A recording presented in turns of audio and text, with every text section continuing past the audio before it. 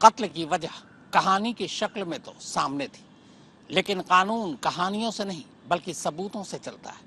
लिहाजा गोवा पुलिस को भी ऐसे ही सबूत की तलाश थी और आखिरकार एक टिश्यू पेपर की शक्ल में गोवा पुलिस के हाथ वो सबूत लग ही गया, जिसने ये राज खोल दिया कि 6 और 7 जनवरी की रात गोवा के एक होटल के कमरे में सूचना सेठ ने अपने 4 साल के बेटे का कत्ल क्यों किया।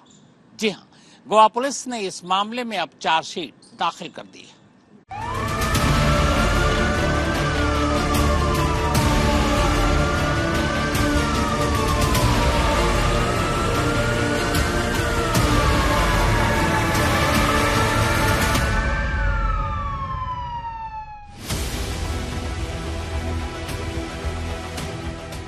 सूचना सेठ और इस सूटकेस में बंद उसके 4 साल के बेटे की लाश का सच सामने आने के बाद से ही 2 सवाल लगातार गोवा पुलिस से पूछे जा रहे थे। पहला सवाल ये कि सूचना सेठ के बेटे की मौत कैसे हुई, और दूसरा सवाल ये कि एक मां ने अपने ही बेटे का कत्ल क्यों किया।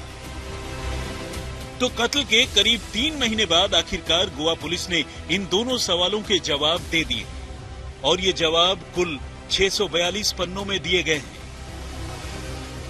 जी हां, गोवा पुलिस ने सूचना सेठ को अपने ही बेटे का कातिल करार देते हुए उसके खिलाफ कुल 642 पन्नों की चार्जशीट पणजी के चिल्ड्रंस कोर्ट में दायर कर दी।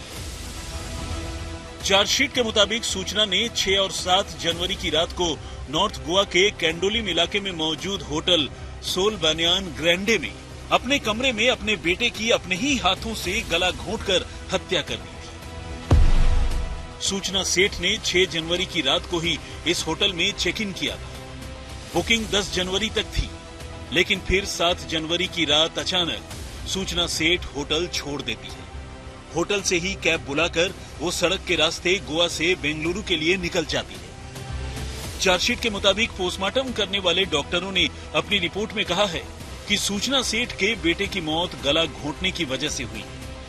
शुरुआत में ये शक था कि शायद उसने अपने बेटे को कोई जहर दिया है, लेकिन वेरना में मौजूद Goa state forensic science laboratory ने विसरा की जांच के बाद जो रिपोर्ट दी है उसमें कहीं भी जहर का जिक्र नहीं है। यानी मेडिकल रिपोर्ट के बाद ये साफ हो गया है कि सूचना सेठ के बेटे की मौत गला घोंटने की वजह से ही हुई है। पर सवाल यह है कि सूचना सेठ ने 4 साल के अपने मासूम बेटे का गला अपने ही हाथों से क्यों घोंटा।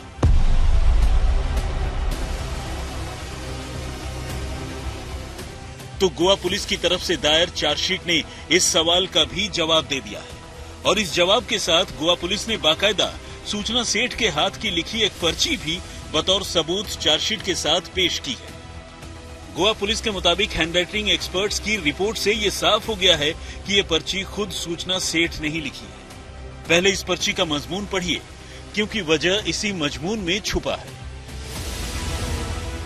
मेरा बेटा अपने पापा के पास नहीं जाना चाहता, लेकिन मेरे एक्स हस्बैंड और फैमिली कोर्ट के जज मुझे ये धमकी दे रहे हैं कि अगर मैंने अपने 4 साल के बेटे को उसके पापा के पास नहीं भेजा तो वो मुझे जेल भेज देंगे। मेरे वकील के पास भी कोई ऐसा रास्ता नहीं है जो मेरे बेटे को सेफ रख सके। मैं ये बर्दाश्त नहीं कर सकती। गोवा पुलिस के मुताबिक ये नोट इस केस में कत्ल की वजह यानी मोटिव को साबित करने के लिए सबसे अहम है।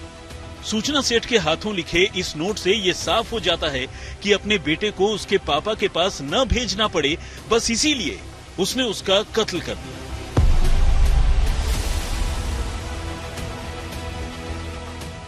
सोल बनियान ग्रैंडे होटल के टिश्यू पेपर पर सूचना सेठ ने ये नोट ब्लैक पेन से लिखा था। बाद में ये नोट पुलिस को उसी ट्रॉली बैग के अंदर से मिली जिस बैग में सूचना के 4 साल के बेटे की लाश ठूंस कर रखी गई थी। चार्जशीट में इस बात का भी जिक्र है कि सूचना सेठ शातिर दिमाग होने के साथ साथ जांच को भटकाने की भी काबिलियत रखती है। इंटरोगेशन के दौरान उसने ऐसा कई बार किया।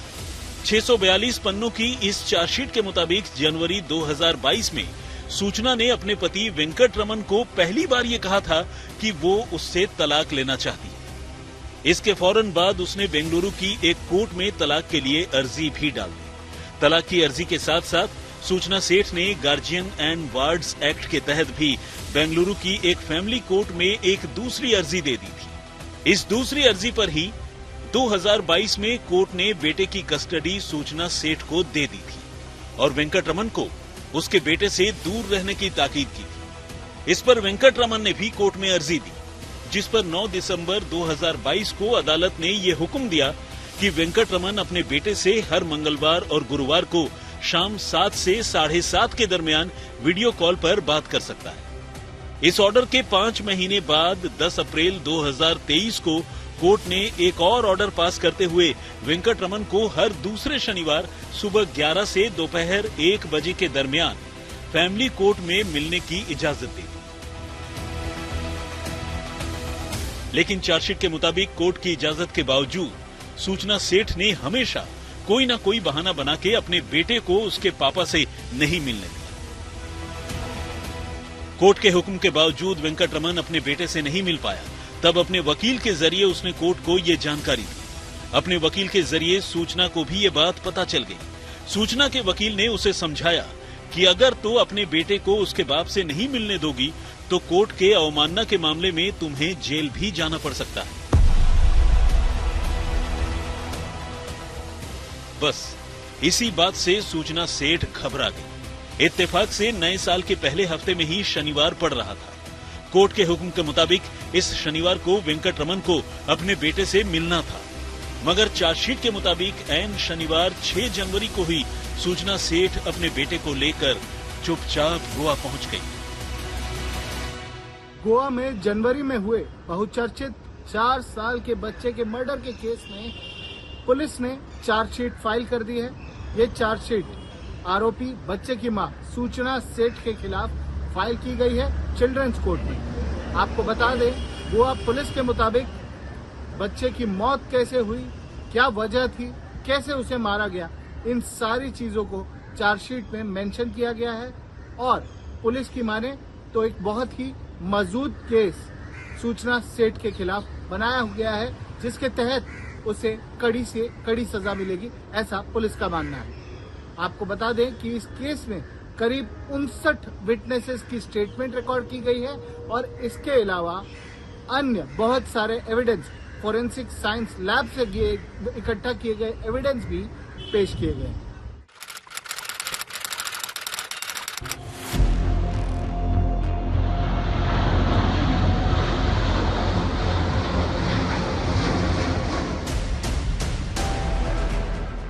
Artificial intelligence ethic expert, data scientist और startup company Mindful AI lab की फाउंडर और सीईओ 39 साल की सूचना सेठ अपने 4 साल के बेटे के साथ 6 जनवरी को बेंगलुरु से गोवा के लिए उड़ान भरती है।